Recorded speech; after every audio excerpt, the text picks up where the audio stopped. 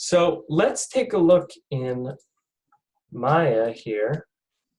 So here I've already created like some hand poses. I just want to show you first, before we see how to make these, a little bit of just what the difference,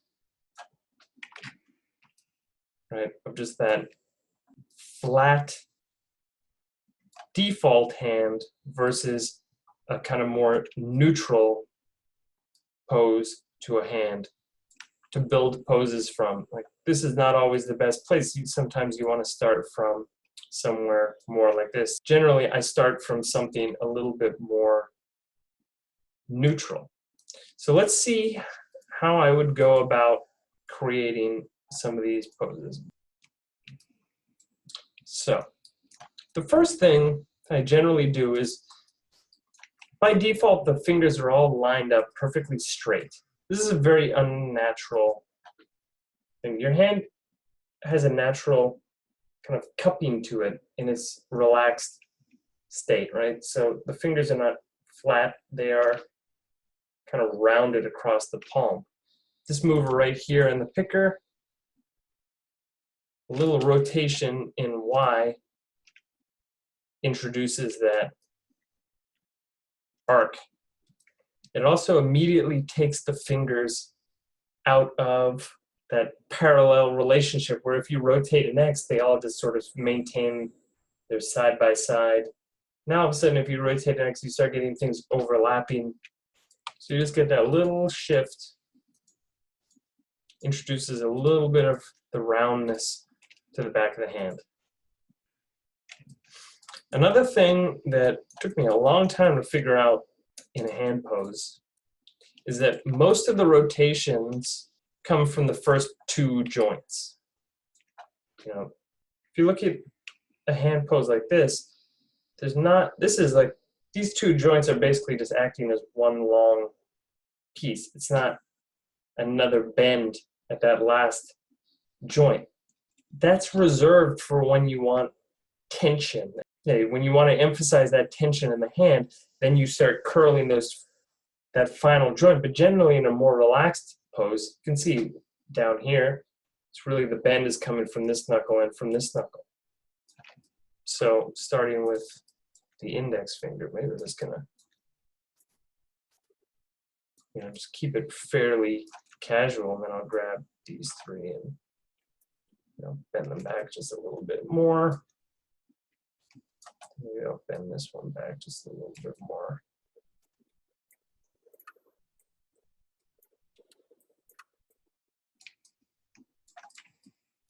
Already I start to have a much more,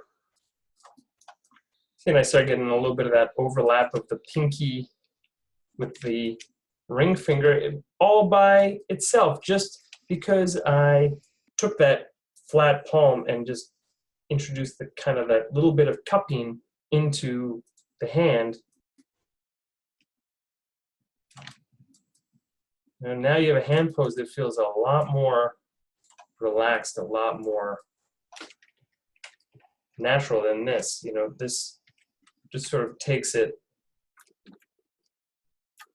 and you get something that feels a little bit better. And then a lot of poses I would then start to build from here. If we want to then go to, we'll keep them all, we'll just go to the next one. Let's maybe crush these in a little bit, curve this a little bit more, rotate these a little bit more. Let's just try and get into a bit more of a fist. So I'm going to leave the index finger just kind of sticking out from the group a little bit, so that I have that kind of visual interest of the first knuckle, right? Let these kind of squish in a little bit. Bend this a little bit. X.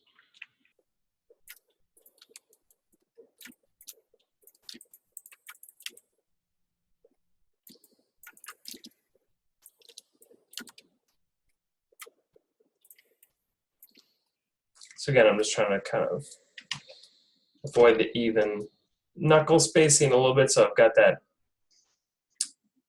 index finger popped out just to create some visual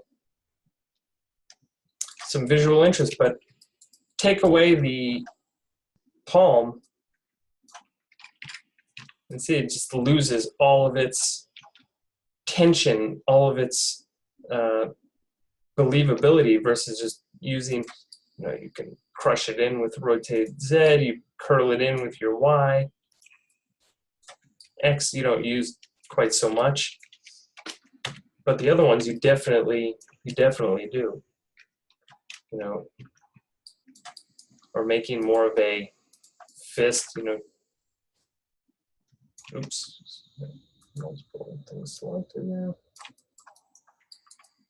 Where now we're going to maybe bring this finger down.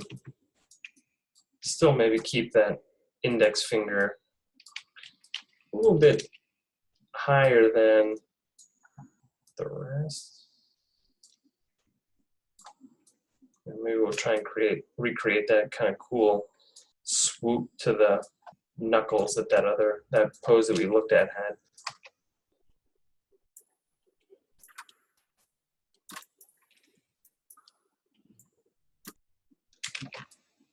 So you start to get something that looks, you can definitely play around with that, or just kind of go for a more standard fist.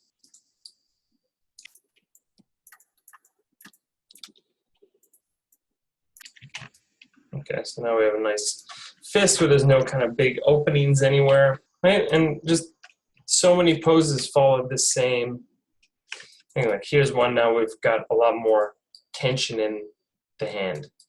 Rotating that first joint, pulling it back. Here I've taken some of the cupping out because I want the fingers to be a little bit more splayed. But now I'm using that third knuckle in the fingers to get more bend.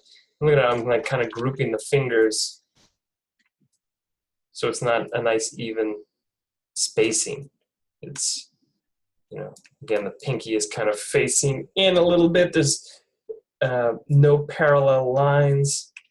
Here we get to what I was talking about, how I might use in a quick movement, the extent to which I might scale the fingers to play with that, direction of the movement and really just accentuate the path of the motion. Like I will do this, to varying degrees depending on the style of the show, but yeah, you just translate them, maybe thin them out a little, but you don't want to introduce, like these big spaces in between. That's why you don't pose them, like this. This introduces a lot of negative space, a lot of extra detail in terms of feeling each individual finger versus just keeping it simple and looking at one overall graphic shape that works with the direction of the movement on a quick gesture. So that's just kind of how it smears any sort of fast movement. You might do something like that.